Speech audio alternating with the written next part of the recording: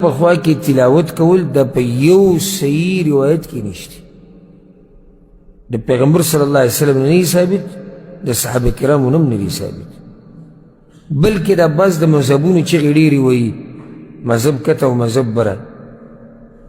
د امام ابو حنیفه رحمه الله قول هم دا دی، د هغه په مذهب کې محققین علما دقه وایي چې د قبر په خوا کې تلاوت کول دا نه دی روا، دا بدعت.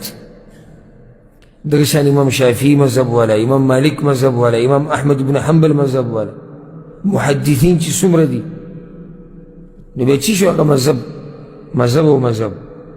اوس دلته خپل مذهب ومني که نه، نو دلته بیا مذهب هم نه مني. نو د قبرونو په خوا کې تلاوت سر ته د سورې بقرې اولني آیتونه او خپو ته اخرني آیتونه دا بدعت دی. سورة فاتحة ويل ده قبرونه بخوا کې بدعت دی. تاج فلو مصعب مناطر حق كتاب yalan be hakikat cebası tarikat. Sana yobaz derler, öyle olmaz derler, onlar gibi düşünmedikçe çoban derler. बिस्मिल्लाहिर्रहमानिर्रहीम. تاسو کتل محترم مسلمانانو چې دغه سړي ابو حسان بیا یو پیرا زمونږه په مذهب باندې، په مذهب حنفي باندې او زمونږ په امامونه نعمان ابن ثابت الکوفی رضی الله عنه باندې یو دروغ وویل، یو تهمت یې پې ولګو، یو بهتان یې پې ولګو.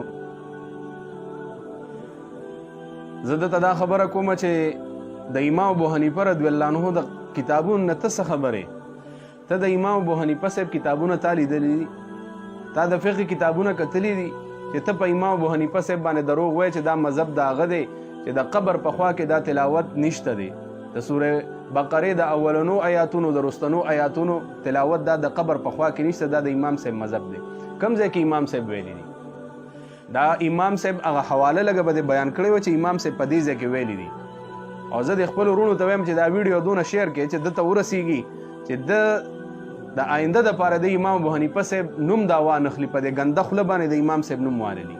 ته په امام ابو حنیفه صاحب باندې تهمت لګې، ته په هغه باندې چې کوم دی دروغ وایې چې دا د امام صاحب مذهب دی چې د قبر خوا کې تلاوت نشته او د صحیح حدیث نه دا ثابت نری.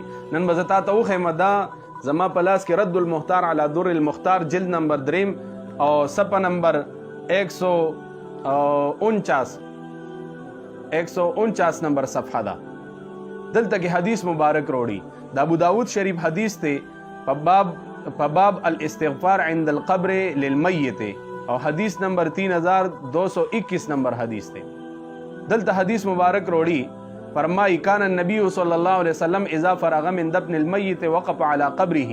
کله به حضور سرور کائنات فارغ شو د میت د دفن کولو نه، نو بیا به په قبر باندې ودرېدو. وقال او به فرمایل استغفروا لاخیکم، خپل ورور د پاره بخنه وغواړئ. واسأل الله له التثبیت، د دې خپل ورور د پاره د الله نه د تثبیت د ثابت قدمه سوالو کې، فانه الان يسأل، ځکه اوس پر دنه تپوس کیږي.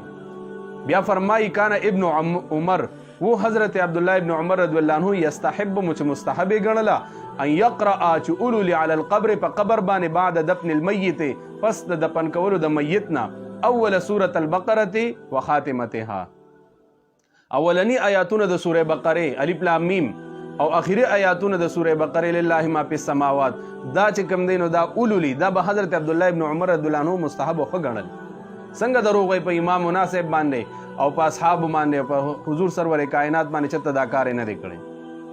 لږ د خواب خرگوش نه را پاسه. دا بل روایت تا ته ما په تیر کریپ کې دا ویلو چې لږه مطالعه کوه نو بیا په مسله باندې رد کوه. ته چې په مسله باندې رد کړې نو تا سره مطالعه نه خو د ځان نه ول را بغې چې دا پلان کې ویلي دي. په امام ابو حنیفه صاحب باندې تهمت ولګو، ته امام ابو حنیفه صاحب باندې دروغ وویلو، د آینده د پاره کو چرتا په امام ابو حنیفه صاحب باندې دروغ وویل، زبستا اصل نسل استاد مشرانو، استاد ابن تیمیه او استاد عبدالوهاب نجدی او استاد ابن قیم او د دې خرافات پر وباسم د ټوله دنیا ته به خیم، دا به تو ویني.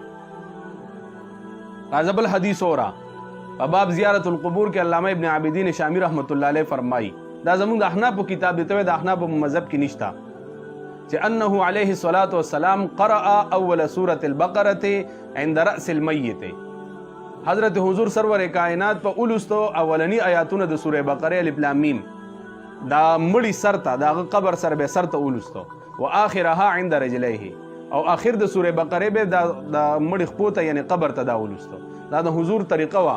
دا شامی رد المختار علی در المختار دا کرخه چې متراخ کړه دا حدیث ته ته څنګه وجه دانستا. بیا علامه شامی صاحب وایي چې د امام ابو حنیفه صاحب دا مذهب دی چې دا د امام ابو حنیفه صاحب مذهب دی چې د مړی سر ته تلاوت کول د سوره بقره دا اړومبنو آیاتونو او خپو ته د اخرو آیاتونو دا زموږ د امام ابو حنیفه صاحب رائے ده او دا اصح او دا